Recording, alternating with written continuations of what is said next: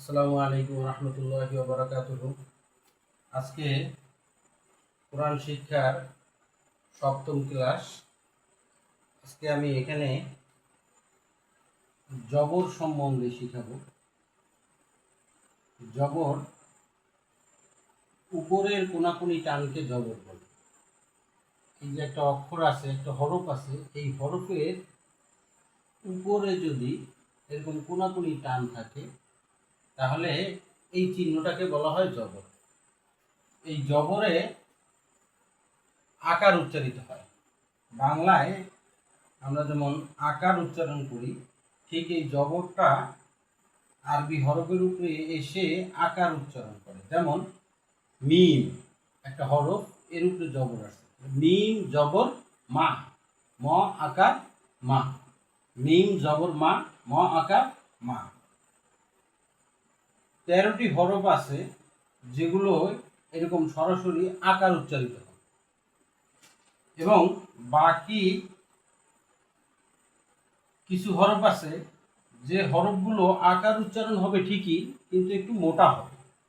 আর কিছু হরফ আছে অক্ষর যেরকম উচ্চারণ হয়, ওই জবর আসলেও ওগুলা ওইভাবেই অক্ষরই উচ্চারণ হবে, ওই অক্ষর। যেমন বা, বা জবর বা, বা জবর বাই হবে, এরকম। তাইলে 13টি হরফ আছে যেগুলোর সরাসরি আকার উচ্চারিত হবে। যেমন আলিফ জবর আ, মনে রাখতে হবে আলিফের উপর যদি জবর জের বা পেশ আসে, কোনো হরকত আসে, তখন ওই আলিফটা আলিফ থাকে না, ওটা হামজা হয়ে যায়। যেমন আলিফ জবর আ বা হামজা জবর আ। এরকম জিম, জিম জবর যা, দাল জবর দা, রাল জবর রা, সিন জবর সা, শিন জবর সা, আইন জবর আ, কাব জবর কা, লাম জবর লা, মিম জবর মা, নুন জবর না, হামজা জবর আ, ওয়াও জবর ওয়া, ওয়া। এই হরফগুলোয় সরাসরি আকারের মতো উচ্চারণ হয়েছে, আকার উচ্চারণ। যেমন আ, যা, দা, রা, সা, সা, আ, কা, লা, মা, না, আ, ওয়া। আর 8টি হরফ আছে যেগুলো আকার উচ্চারণ হবে ঠিকই, কিন্তু একটু মোটা হবে, একটু মোটা করে উচ্চারণ হবে। যেমন খ জবর খ, র জবর র, সদ জবর স, দদ জবর দ, ত জবর ত, জ জবর জ, গইন জবর গ, কফ জবর ক, একটু মোটা। এই হরফগুলি উচ্চারণের সময়, জবর দিয়ে উচ্চারণের সময় সরাসরি আকার উচ্চারণ হবে না, একটু মোটা করে, আকারটা একটু মোটা করে উচ্চারণ হবে। খ, র, স, দ, ত, জ, গ, ক। আর বাকি যে হরফগুলো আছে, এগুলো হরফ উচ্চারণ আমরা যেইভাবে করেছি, ঠিক জবর আসলেও ওই একইভাবে উচ্চারিত হবে। যেমন আমরা বলি বা, বা জবর বাই হবে। তা, তা জবর তা, সা জবর সা, হা জবর হা, খ জবর খ, র জবর র, ঝা জবর ঝা, ত জবর ত, জ জবর জ, ফা জবর ফা, হা জবর হা, ইয়া জবর ইয়া। মনে রাখতে হবে এই জবর দিয়ে যখন আমরা অক্ষরগুলো পড়বো, হরফগুলো পড়বো, তখন এখানে টান দেয়া যাবে না। যেমন বা জবর বা, তা জবর তা, থা জবর থা। এই জবর যখন দিয়া উচ্চারণটা করব, তখন এই হরফগুলোর মধ্যে কোনো টান দেয়া যাবে না, স্বরকে দীর্ঘায়িত করা যাবে না। কারণ এগুলো হলো হরকত, এই হরকতের উচ্চারণ তাড়াতাড়ি করিয়া পড়িতে হয়, যার কারণে এগুলোতে কোনো টান হবে না, এগুলো তাড়াতাড়ি করে পড়তে হবে। আ, যা, দা, দা, সা, সা, আ, কা, লা, মা, না, আ, ওয়া।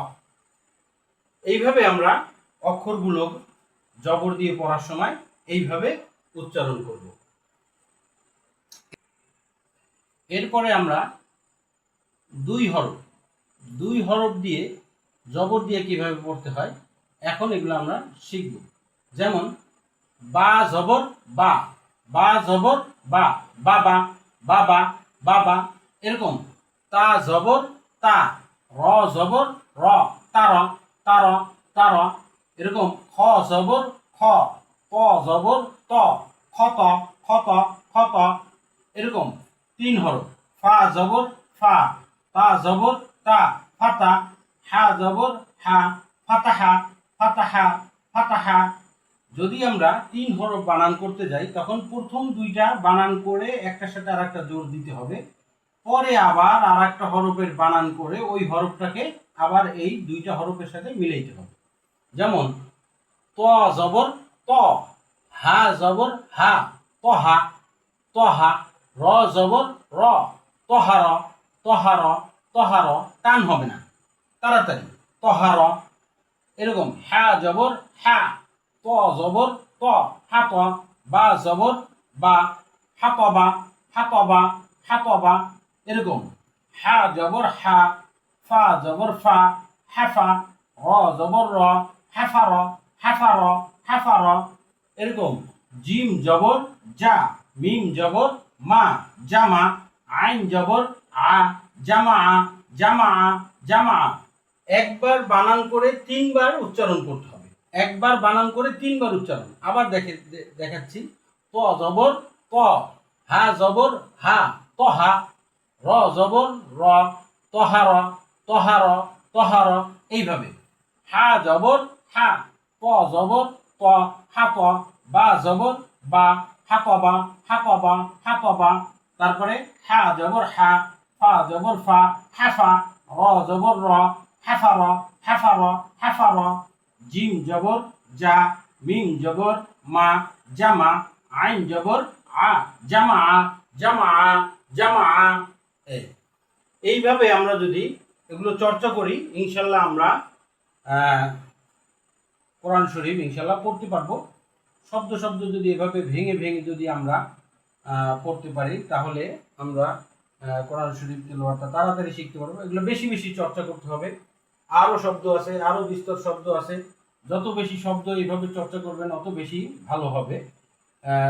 এখানে সবগুলো অনেকগুলো আনা সম্ভব না, এবং অনেকগুলো আনলে ভিডিও অনেক লম্বা হয়ে যাবে। এই জন্য সংক্ষিপ্ত কিছু দেখিয়ে দেওয়া হলো, আপনারা চর্চা করবেন। এরপরে আমি যে জিনিসটা দেখাবো সেটা হলো,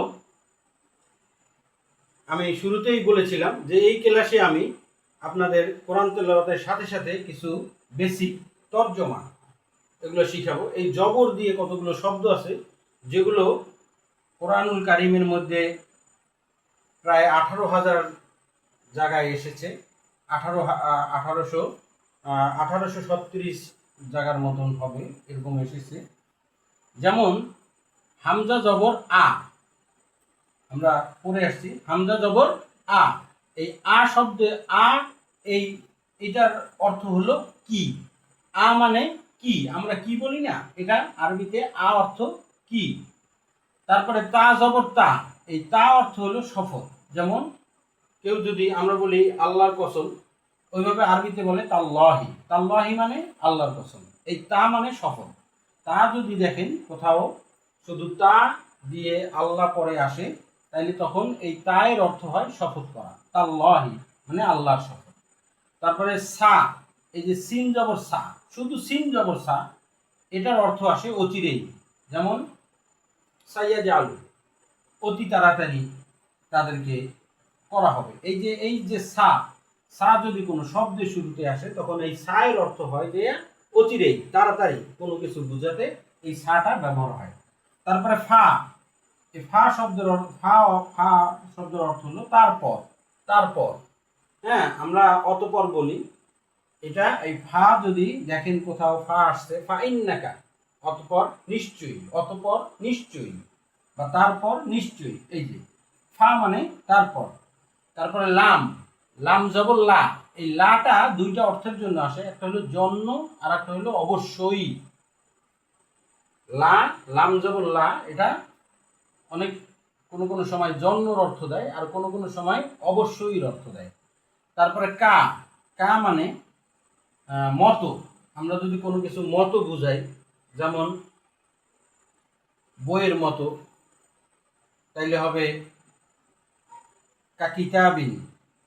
এই কা মানে হলো মতো অথবা তোমাকে, কা মানে কিতাবুকা মানে তোমার কিতাব, কিতাবুকা মানে কি তোমার কিতাব, তার মানে অথবা ইয়া জালুকা, জরাব জরাবু জরাবাকা, এই কা মানে তোমাকে, কা মানে তোমাকে বা মতো। কায়ের অর্থ দুইটা আসে, মতো অথবা তোমাকে, মতো অথবা তোমাকে। ইয়া, ইয়া মানে হলো আমার, যেমন কলম, কলামি মানে হলো আমার, কলামি মানে হলো আমার কলম, কলামি মানে কি আমার কলম। এই ইয়াটা অর্থ হয় আমার। তারপরে দুই অক্ষরের অর্থ আছে কিছু, আরো অনেক শব্দ আছে, যেমন তার, তার মানে কি তুমি দেখেছো, আলাম তার তুমি কি দেখোনি, আলাম তার ওই যে কি, মানে কি করেছি, আলাম তার তুমি কি দেখোনি, ওই লাম মানে না, আর তারা মানে কি তুমি দেখেছো, তারা মানে কি তুমি দেখেছো। মা, মা শব্দের অর্থ হইল সাথে, মাল বা মা আঁকা মানে তোমার সাথে, মা আঁকা মানে কি তোমার সাথে, তাহলে মা অর্থ হলো সাথে, মা অর্থ সাথে। তাহলে আমরা এখানে কয়েকটি অর্থ শিখলাম। আ মানে কি, তা মানে সফল, সা মানে অচিরেই, ফা মানে তারপর, লা মানে অবশ্যই বা জন্য, কা মানে তোমাকে মতো, দুই অর্থে ব্যবহৃত হয়। ইয়া অর্থ আমার, ইয়া অর্থ আমার। তারা তুমি দেখেছো, তারা তুমি দেখেছো। মা সাথে, তারা মানে কি তুমি দেখেছো, দেখেছো। এগুলোর বিস্তারিত ইনশাল্লাহ আগামীতে আরো ভালোভাবে আরো বিস্তারিতভাবে ইনশাল্লাহ জানানো হবে। তাইলে আমরা আজকে জবরের পাঠ পড়লাম, জবর দিয়ে কিভাবে পড়তে হবে মনে রাখতে হবে। জবরে আকার উচ্চারিত হয় এবং এটার কয়েকটি, এই জবর দিয়ে কয়েকটি অক্ষরের অর্থ আজকে দেখানো হলো। ইনশাল্লাহ আগামী ক্লাসে জবর দিয়ে আরও কিছু অর্থ শেখানো হবে, যেগুলো কোরআন শরীফের মধ্যে বহুবার এসেছে। 1800-র উপরে, 1800-র উপরে এই শব্দগুলো আসছে। তাহলে আপনারা যদি এগুলো অর্থ যদি জানেন, তাহলে দেখা যাবে যে আপনারা 1800 প্রায় শব্দের অর্থ আপনারা জেনে যাবেন। এজন্য এই অর্থগুলো যদি আপনারা চর্চা করতে পারেন, তাহলে কোরআনুল কারীম, তাহলে ভালোভাবে যদি, তাহলে আপনারা যদি ভালোভাবে এটা চর্চা করেন, তাহলে ইনশাল্লাহ কোরআনের তর্জমা ভালোভাবে শিখতে পারবেন। আল্লাহ রাব্বুল আলামিন আমাদের সবাইকে তৌফিক দান করুন। ওমা তৌফিকি ইল্লা বিল্লাহ।